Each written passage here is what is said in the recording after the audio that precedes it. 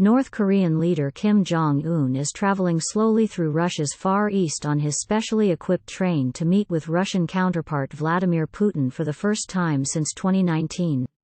The meeting, between two men who stand increasingly isolated by the West, signifies the growing importance of their relationship. Weapons deals are expected to dominate Putin's agenda as he seeks to replenish Russia's fast-diminishing ammunition stockpiles. There also are signs that the meeting could discuss space technology, a priority for Kim. On Tuesday, Putin announced plans to visit the Vostochny Cosmodrome, Russia's main spaceport since 2016 and a symbol of Moscow's national ambitions for spaceflight. Citing unnamed Russian officials, Japanese media reported that it was where Putin and Kim would meet. Here's what to know about the spaceport and its significance as a setting for Russia and North Korea. What is the Vostochny Cosmodrome, and where is it? The Vostochny Cosmodrome, situated in Russia's far eastern Amur region, some 900 miles by road north of Vladivostok, came into service in 2016, and symbolizes Moscow's ambitions for pioneering space technology. This is now Russia's key space launch facility, said Mark Hilborn, a space security expert at King's College London, in an email interview Tuesday. It is relatively new and is entirely sovereign. Formally proposed by Putin in 2007, the Cosmodrome was intended to reduce Russia's dependence on other countries for its space exploration program.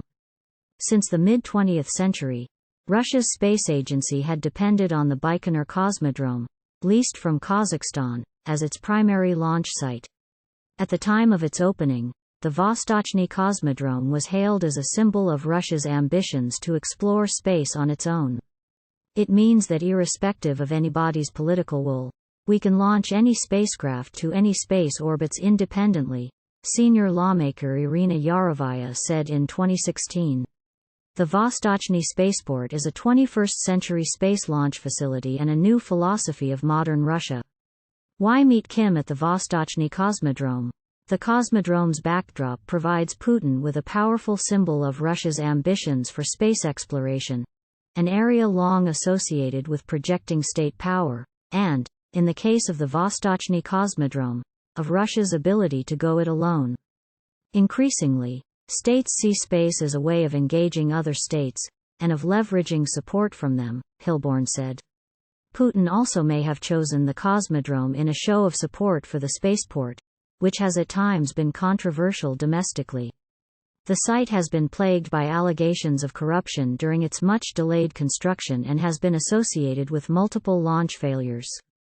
Most recently, on August 11, the uncrewed Luna 25 spacecraft took off from the Vostochny Cosmodrome for the Moon, where it was intended to make a historic landing on the icy South Pole. Several days later, Russia's space agency announced that the craft had crashed into the Moon's surface. Holding a high-profile meeting at the Space Center now may be an attempt to show support for the Russian space program in light of that, Hilborn said. What are Kim's ambitions for his meeting with Putin? According to U.S. and South Korean officials and security experts, Kim is likely to ask Putin for food aid and weapons technology in return for supplying Russia with Soviet-designed munitions for use in Russia's war in Ukraine. But there are also hints that space exploration could be on the agenda for the meeting. Photographs published Tuesday by North Korean state media showed Kim being accompanied on the train trip by Pak Thae-song, the chairman of North Korea's National Space Science and Technology Committee. The Associated Press linked him in a report to Pyongyang's efforts to obtain military spy satellites, a key priority for Kim's regime.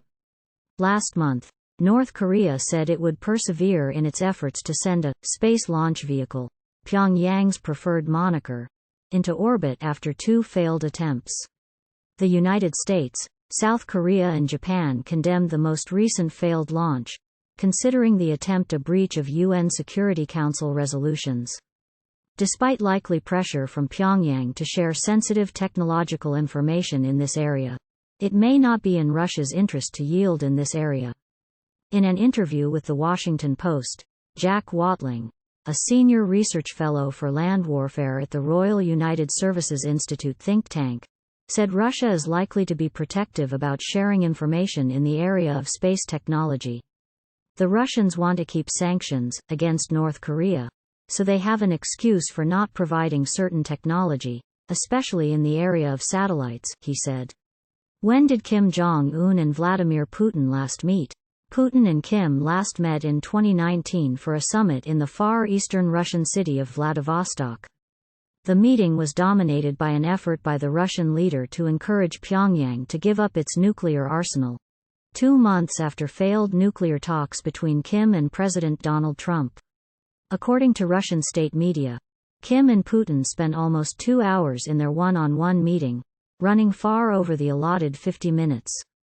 At a banquet that followed, Kim, wearing his usual Mao-collared black suit, raised a toast to Putin, and said, "I had a frank and substantive exchange of opinions with Mr. Putin on the development of Russian-Korean relations and the provision of peace and security on the Korean peninsula."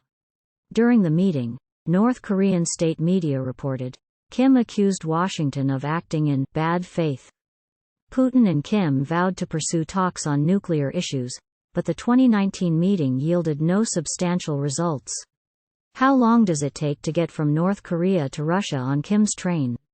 Like his father and grandfather, Kim prefers to travel internationally on a specially manufactured, famously slow train with a reported top speed of 55 miles per hour. The 2019 trip from Pyongyang to Vladivostok, a journey of 435 miles, took about 20 hours in total, for an average of about 22 miles per hour. The trip to the Vostochny Cosmodrome is about 3 times the distance, meaning the journey could last days. Luckily for Kim, the train is equipped with luxurious fittings and advanced facilities to keep him occupied. Photographs released by North Korean state media show glossy white interiors, long tables for meetings and carriages lined with red leather armchairs. A Russian official who traveled on the train in the past recounted crates of Burgundy wine and live lobsters, entertainment by young singers, and menus boasting Russian, Chinese, Korean, Japanese and French dishes. Safety probably is one of the main reasons that the Kims have historically favored rail travel. One of Kim Jong-il's bodyguards said that the former North Korean leader had vowed to never fly because he feared being shot down. Trains also are more inconspicuous for travel than planes, which can be monitored using flight tracking data and radar technology. Many of Kim's trips have been revealed publicly only after their completion. Catherine Belton, Min Joo Kim and Adam Taylor contributed to this report.